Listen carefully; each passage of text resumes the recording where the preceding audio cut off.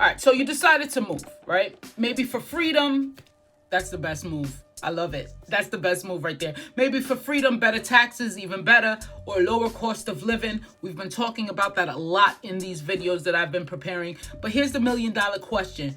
Should you rent first, or should you go all in and buy a home? Okay. Today, I'll break down the pros and cons, hidden costs, market timing, and a simple strategy that could save you thousands. You hear me? You hear me? I'm Stacy from the Strizzy Report, relocation strategist, data nerd, and founder of the Smart Movers Club. Let's move smarter together. Okay, so the pros of actually renting, let's do a pros and cons list, okay? The pros of actually renting is flexibility. You could test the area before committing. A lower upfront costs, no closing inspections or down payments or surprises. You know, that comes with purchasing a home. Time to understand local market, culture, and the hidden costs, or just an easier to pivot in case the job or lifestyle of moving to that area does not fit or does not pan out. I remember I moved to New Haven, Connecticut, and I negotiated in the lease terms. I'll pay 30 days, a little more, before I lock in the lease. I told them, hey, I'm still kind of feeling out the job that I moved there for. I'm not sure if I'm going to stay. This is just when COVID started. So, it depends on, honestly, if they're going to can me for not getting the vaccine. So I don't want to say it too loud. So if they canned me for not getting the vaccine, I wanted to be able to move and I wanted to be able to pivot.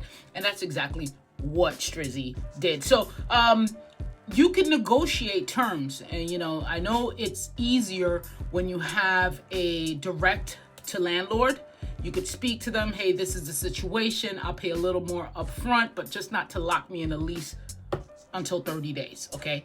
And I think that gives them a benefit. Also, it kind of scares them, depending on the landlord or the broker, because they do want to get somebody locked in for 12 months, for 14 months, for 6 months.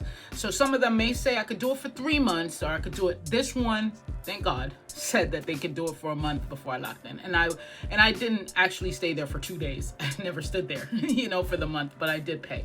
All right, so the cons, though, of initially renting prior to owning a home is rising rents in popular relocation markets. We're seeing the rents now, especially when you want to go to that vibrant place everyone's moving, like let's say Boise, Idaho, let's say somewhere in Utah as well.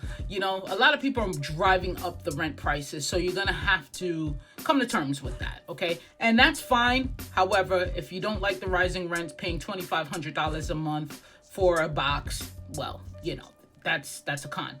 No equity building. You're not building any type of equity up front. You're paying someone's mortgage, you're paying someone's commercial loan off, and that's fine. And that's just the balance we have to take when we tip the scale. And you have less control. So you can't renovate, you can't remodel, you can't break down a wall. Thank God, though, for me, I don't care about any of that. So hopefully that's for you too.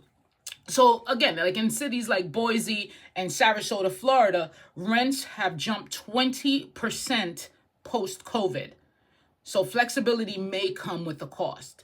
And that's something you're just going to have to take. But let's talk about if you're buying a home immediately after relocation. You search the area. Maybe you got a good opportunity there with a job. Maybe you're a remote worker. Or maybe you're just, retired and deciding to purchase again, sell your home where you are now, and then repurchase another home. Let's see some of the pros and cons in that aspect. So pros, you could lock in a price before the market rise. I know someone, they're on YouTube. I was kind of watching their video, and they said they put in a cash offer on somebody's property and went 30% below market price, their asking price. I don't know if market price, probably below market price too, but that's kind of scary. You got people that worked hard, paid their homes, got equity in it, build in it, want to sell it. I know the market is a little fuzzy-wuzzy. I know it's not 2022 anymore, where everybody was just in a bidding war and they're getting over asking, and it was a beautiful situation for everyone. But still, you can't disrespect people as well. Coming in at 30%. That's some Warren Buffett, Berkshire Hathaway, Detroit 2008. You know what I mean? Like, at least try to find a common ground there. But let's continue here. So, where am I? Okay. So, high upfront cost, down payment, closing, inspection. Oh, hold on. So the pros, let's continue with the pros. God, just me going off topic a little bit. I just lost everything. Okay, so you lock in a price before the market rises. There's tax benefits, especially if you're a retiree. Pride of ownership and long-term stability, depending on, the situation, your family makeup, and what your goals are. You may want that stability. You may want that long-term and that ownership, that feeling of the American dream, so to speak. Potential rental income if you need to pivot later. So when you purchase a home, it could potentially be a not so much with, there's certain type of loans that you get that you have to actually live in the home for 3 to 5 years before you could even put somebody in there. You physically have to live there. However, let's say you purchase something as a rental property, two-door townhome, side by side, whatever the case, you could get rental income immediately after purchasing. Okay, so the cons: high upfront costs, down payment, closing, inspections. I've sit at a lot of closing tables. I sit at the title companies. I know what this is as a realtor in Philadelphia. It's not a cheap thing to buy a house. I know a lot of times, there's a lot of programs, I've actually seen someone put $1,000 down and purchased a home, but it is an expensive undertaking. So, and it could be high upfront costs, especially if you don't have that type of money. Risky if you're unfamiliar with the area. You purchased in an area, all of a sudden you notice that no one's going to work around the area. Everybody's hanging outside, loud music blaring, kids kicking over the trash can and ringing your doorbells late at night. Fireworks go off at all times, or is it fireworks? Maybe it's gunshots. Who knows? You may not just like the neighborhood that you live in after you choose it. So you don't want to rush into a situation like this and you're stuck essentially. So you don't want to be, pressured into a decision like this. So in 2024, the average break-even time for buying versus renting was about 3 to 5 years, depending on the city. Okay, so think about that. All right, so what determines the best choice? Only you could determine the best choice, but let me give you some things to think about. Your time horizon, okay? How long will you stay? Under 3 years? Rent. If it's under 3, rent. If you're trying to just navigate the lay of the land, you're unsure, you want to make the move, but you're just not 100% positive, under 3 years, rent, okay? Local market trends. Is the housing market peaking or undervalued? Do you even know how to look at that and find that information? Okay, cash flow and debt. Do you have 6 months of reserves? If you don't, renting might be smarter. If you don't have 6 months of reserves, lifestyle fit. If you want to travel, don't lock in. Don't lock in a home. Gotta rent, okay?